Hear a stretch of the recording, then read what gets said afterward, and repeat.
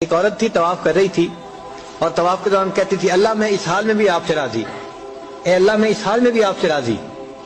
تو ایک آدمی نے یہ سنا تو بڑا حیران ہوا، اس نے اس سے پوچھا کہ تو کیوں کہتی ہے کہ میں اس حال میں بھی آپ سے راضی، میں اس حال میں بھی آپ سے راضی؟ اس نے کہا کہ میں طواف ختم کر لوں گی نا تو میں تمہیں اپنا واقعہ سناؤں گی۔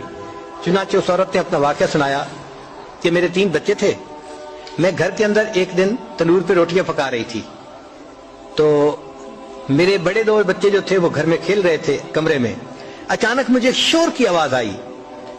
تو وہ کہتی ہے کہ میں نے جب شور سنا تو میں وہیں سب کچھ چھوڑ کے تنور پر آٹا روٹیاں تو میں کمرے کی طرف بھاگی۔ جب کمرے گئی تو میں نے ایک عجیب تماشا دیکھا کہ اس سے 1-2 دن پہلے میرے خاوند نے گھر میں بکری کو ذبح کیا تھا، اور جس چھری سے بکری کو ذبح کیا تھا وہ اس نے کمرے میں رکھی تھی۔ تو میرے دونوں بچے کھیلتے کھیلتے ان میں سے ایک نے دوسرے کو کہا کہ تمہیں پتہ ہے کہ ابو نے بکری کو کیسے ذبح کیا تھا؟ تو دوسرا کہتے ہیں مجھے تو نہیں پتا۔ وہ کہتے ہیں اچھا آؤ میں تمہیں بتاتا ہوں کہ کیسے ابو نے ذبح کیا تھا۔ تو میرا درمیان والا بیٹا جو تھا وہ زمین پر لیٹ گیا اور بڑے لڑکے نے اس چھری کو اٹھا لیا۔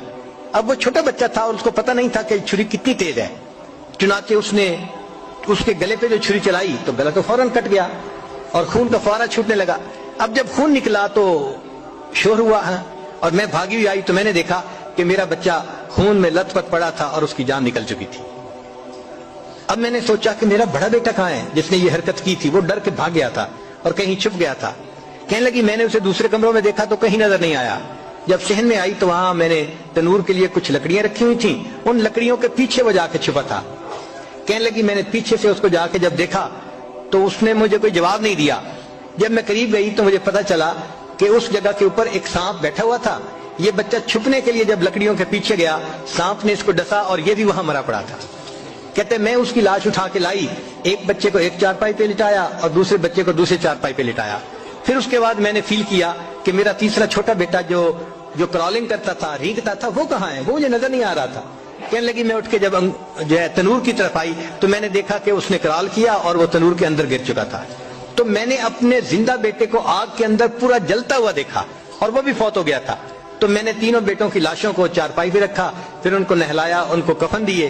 جب تینوں کے جنازے ایک دن میں گھر سے نکلے تو میں عمرے کے ارادے سے آ گئی۔ اب میں طواف کر رہی ہوں اور اپنے اللہ کو کہہ رہی ہوں اے اللہ میں اس حال میں بھی آپ سے راضی ہوں۔ آپ ذرا غور کیجئے نا اس ماں کے دل پہ کیا بیتی ہوگی کہ ایک دن میں جس کے 3 بیٹوں کا جنازہ گھر سے نکلے اور پھر وہ طواف کرتے ہوئے کہہ رہی ہے اے اللہ میں اس حال میں بھی آپ سے راضی ہوں۔ تو ہم نے کہاں غم دیکھے ہیں، کہاں تکلیفیں دیکھی ہیں؟ ہم نے نہیں دیکھی۔ ہمیں تو اللہ نے بہت سہولت کی زندگی دی ہے۔